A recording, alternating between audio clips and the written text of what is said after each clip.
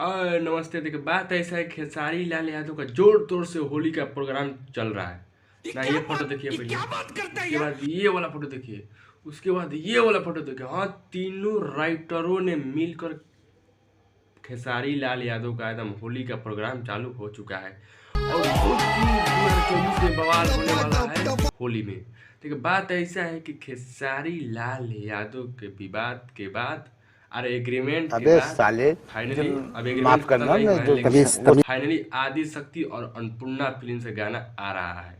आप लोग को बता दें कि आदि शक्ति और अन्नपूर्णा फिल्म से होली में गाना आ रहा है। और आपको बता दें कि गाना का मतलब वॉइस शूट हो चुका है, एल्बम गाना शूट हो चुका है।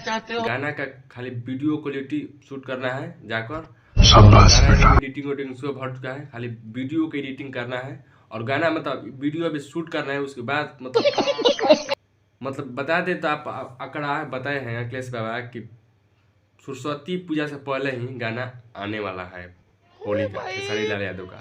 आप लोग जिसका गाने का इंतजार है, अब इंतजार हुआ खत्म। 15 फरवरी से पहले ही गाना आ जाएगा।